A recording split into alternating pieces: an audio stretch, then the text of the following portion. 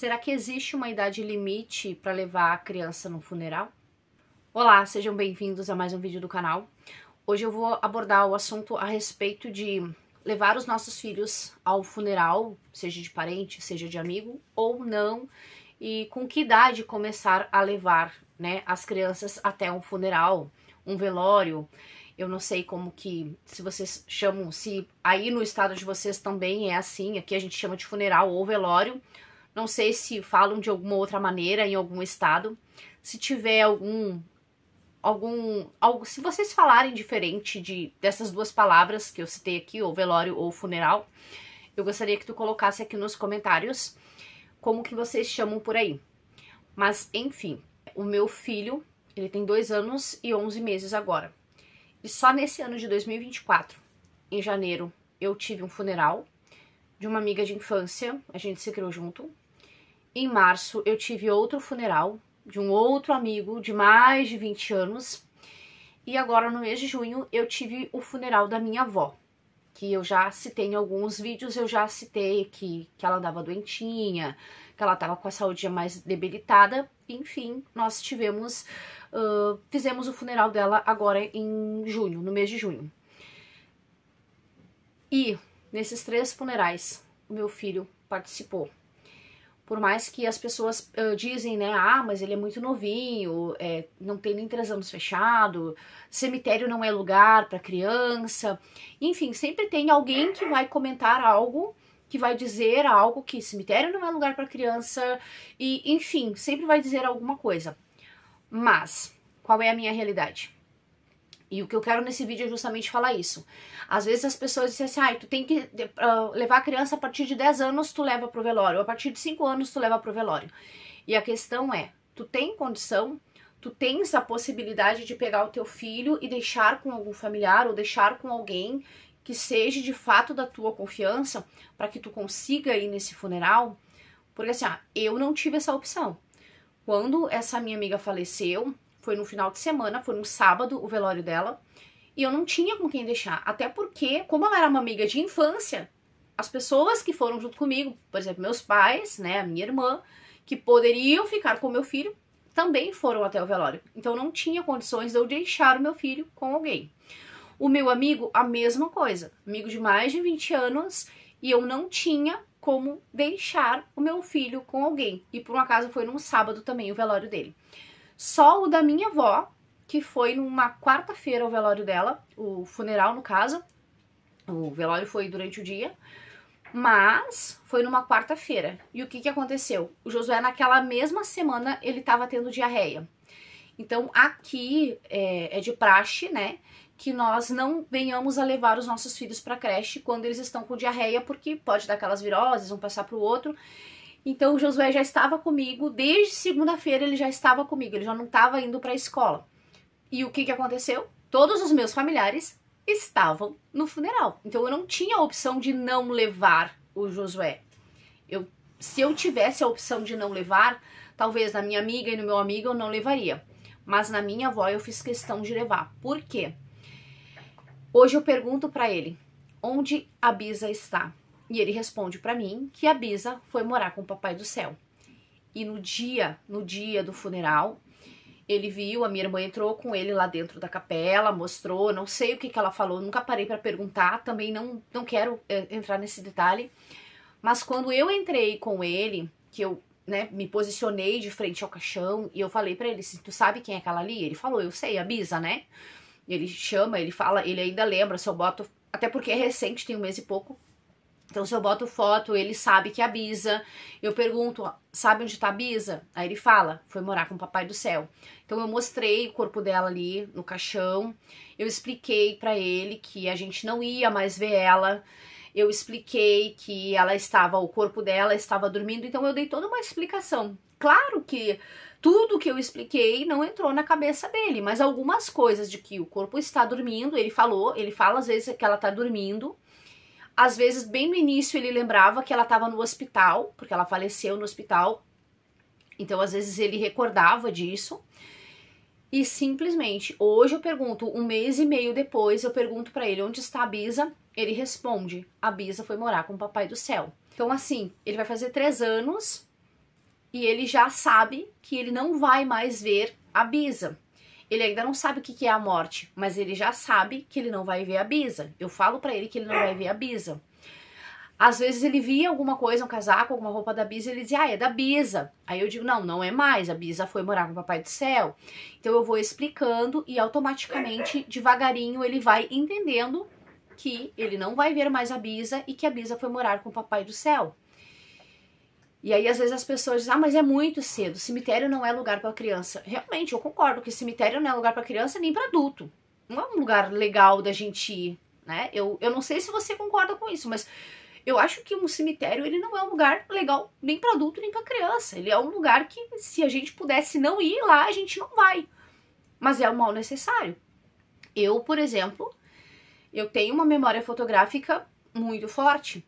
E eu demorei um tempão, né? O velório começou às 2h30 e era pra gente fazer o enterro às 4h30, se eu não me engano. E eu fui entrar, já era quase 4 horas. Eu fiquei o tempo todo zanzando na volta da capela porque eu não queria entrar, eu não queria ver a minha avó naquele estado. Só que eu sou o tipo de pessoa que eu preciso ver, sabe? Apesar de gravar muito aquela imagem dela dentro do caixão, eu necessito ver. Porque daí, não é que a minha ficha vai cair, porque eu ainda tô naquela coisa assim, ó, bah, ela foi, sabe? Eu ainda tenho aqueles momentos assim, poxa, ela já foi. O que eu vou fazer, sabe? Então, eu ainda tenho, só que eu preciso ver, eu preciso fixar o meu olhar pra acreditar que realmente aconteceu. Eu vi o atestado de óbito, tudo ok, mas eu preciso olhar. E eu preciso fixar o meu olhar ali pra realmente acreditar que aquilo realmente aconteceu, que ninguém me contou uma história, ou que, sei lá, ela estava internada ainda. Eu sei que não está, porque tá todo mundo lá, eu veria o atestado de óbito, mas pro meu cérebro conseguir captar que realmente eu não vou ver mais ela, eu precisava ver ela ali. Apesar de eu ter demorado, eu não queria, eu relutei um monte, aí a minha tia pegou e disse assim, não, filha, vai lá, né, vai lá se despedir, ela acredita muito no espiritismo, então ela disse pra mim, ela disse, vai lá se despedir da tua avó, e vai olhar, tu precisa olhar. E realmente, eu preciso olhar. E tanto preciso olhar como eu precisava mostrar pra ele que a avó estava ali, deitada naquele caixão, e que a gente não vai mais encontrar com ela. Então, é mais pra dizer assim, ó, às vezes as pessoas pensam, ah, eu vou privar o meu filho de não ver, ou vou privar o meu filho até quando eu puder. E na verdade não é bem assim, né? O meu outro avô, meu avô paterno, ele faleceu quando eu tinha 13 anos. E eles simplesmente falaram pra nós depois que tudo tinha acontecido. Ele morreu, fizeram o velório, fizeram o enterro e não contaram nada pra nós. A gente foi pra escola, eu e minha irmã, a gente foi pra escola e a gente não pôde se despedir do meu avô. Claro que não ia fazer muita diferença, mas a gente podia ter olhado, pelo menos, né? E a gente não se despediu do meu avô. E eu já tinha 13 anos. A minha irmã já tava com 17 anos, sabe? Então, assim, poxa, a gente não era nenhuma criança pra não ir. Aí o meu pai veio com uma história, que era pra gente não sofrer, porque o meu avô morreu de câncer, então ele realmente ele ficou cadavérico, né? Mas enfim, era um direito nosso de ver. E por mais que o Josué tenha uma idade pouca, mas ele já tá entendendo as coisas, então é necessário sim a gente explicar. E sim, se tu pode, leva o teu filho, principalmente se é alguém que ele tenha uma convivência. Se não tem convivência, tudo bem, aí tu tenta deixar com uma pessoa. Mas vamos supor que é uma pessoa bem próxima e tu não vai levar, tu não vai explicar pra criança. Por mais que vai demorar para a criança digerir aquilo, a criança pode ficar te perguntando o que aconteceu, por que tá ali dormindo, mas fala para a criança, porque vai chegar um momento que a própria criança pode te cobrar depois, sabe? Ah, por que tu não me levou? Eu sou uma pessoa que não faz diferença, né? Hoje não faz diferença, mas lá atrás, por muitos anos fez diferença. Eu queria ter me despedido do meu avô. Eu queria ter olhado pra ele pela última vez e eu não pude. Isso que eu já tinha 13 anos. Talvez o Josué jamais lembre dessa despedida da Bisa. Ou talvez ele se lembre, eu não sei. Mas sempre que eu pergunto onde está a Bisa, e eu pergunto porque eu quero que ele me diga que ela foi morar com o Papai do Céu e eu gosto de mostrar a foto e quero que ele grave sim que ele chegou a conhecer a bisavó dele, eu chamo de bisavéia, que ele chegou a conhecer a bisavó dele e que sim, ela transmitiu amor para ele recebeu muito amor dela. Então, por isso, eu fiz questão de que ele fosse até ao funeral dela. Então, é como eu falei, talvez tu vá ver algum psicólogo ou outra pessoa falando totalmente inverso do que eu tô falando, só que assim, ó, isso é algo que eu penso, é algo que eu acredito, sabe? Eu penso que é necessário. Às vezes as pessoas querem proteger muito as crianças de algumas coisas e esquecem de outras. E eu acho que é necessário, sim, a gente abrir, falar abertamente o que é, como é. Claro que eles não vão ter um entendimento do que é realmente a morte, mas eu acho necessário, sim, desde sempre, principalmente, como eu falei, se é alguém que tem contato com o teu filho, um pai, uma mãe, no caso os avós, alguns tios próximos, primos, coisa assim, leva e vai falando, sabe? Não fica nessa de, ele não vai entender, ele vai sofrer. E infelizmente a gente tem que, desde sempre já, contar a realidade, mesmo que seja dura, mas a gente precisa preparar os nossos filhos para quando eles crescerem, eles terem entendimento de que, infelizmente, a morte faz parte, é a única certeza que a gente tem na vida, né?